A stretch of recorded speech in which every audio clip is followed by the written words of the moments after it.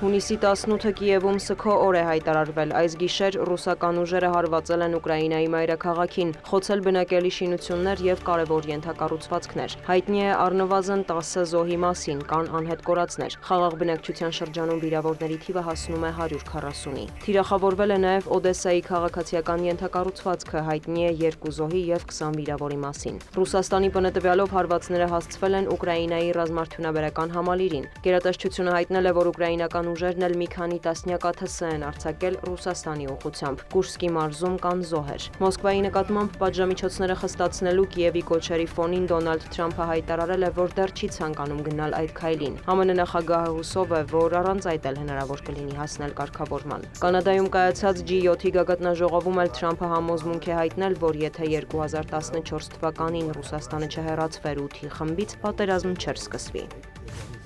Լոնդոնն ընդլայնել է հակառուսական սահմանափակումները, պատժամիջոցների ցանկում է հայտնվել եւս 6 կազմակերպություն եւ 4 անհատ։ Նշվում է, որ նրանք կապ ունեն Ուկրաինայի դեմ Ռուսաստանի ռազմական գործողությունների հետ։ Այդ կազմակերպությունները եւ անհատները հիմնականում ներգրավված են առևտրային, բանկային, ներդրումային, արդյունաբերական, էլեկտրոնիկայի եւ էներգետիկ ոլորտներում։ Ավելի վաղ հակառուսական պատժամիջոցների հերթական փաթեթի ֆոնին Մոսկվան հայտարարել է, անօրինական է որակում Լոնդոնի որոշումը եւ զգուշացնում, որ այն չի ազդի Ռուսաստանի ընտրած կուրսի վրա։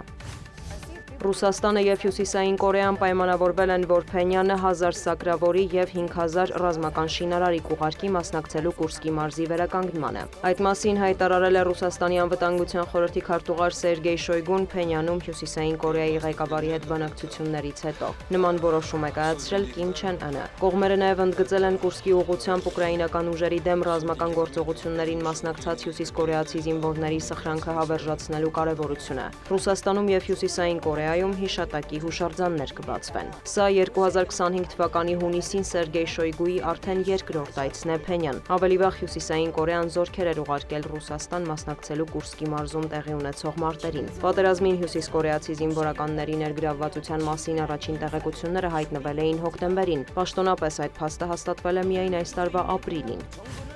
Վաշինգտոնն առաջարկել է Մոսկվային ժամանակավորապես դադարեցնել երկկողմ կարգավորման հարցով շփումները, հայտարարել է Ռուսաստանի նախագահի օգնական Յուրի Ուշակովը։ Նրա խոսքով նոր հանդիպման ժամկետները եւ տեղը դեռ պետք է համաձայնեցվեն։ Հունիսի 16-ին Ռուսաստանի ԱԳՆ-ն հայտնել էր, որ դեսպանատների աշխատանքների վերականգնման վերաբերյալ Մոսկվա-Վաշինգտոն խորհրդակցությունները չեղարկվել են։ Հուսով ենք դադարը երկար չի տևի, շեշտել է Մարիա Զախարովան։ Ռուսաստանի եւ Միացյալ Նահանգների միջև խորհրդակցությունների հերթական փուլի մասին հայտարարվել էր հունիսի սկզբին, սակայն հստակ ամսաթիվ չէր նշվել։ Ենթադրվում էր, որ երկու երկրի ներկայացուցիչները Ստամբուլի փոխարեն պետք է հանդիպեն արդեն Մոսկվայում եւ Վաշինգտոնում։ Դիվանագիտական ներկայացուցչությունների աշխատանքի վերականգնումից բացի ռուսական կողմը Միացյալ Նահանգների հետ ցանկանում է քննարկել ուղիղ չվերթների վերսկսման եւ վիզային ռեժիմի դյուրացման հարցերը։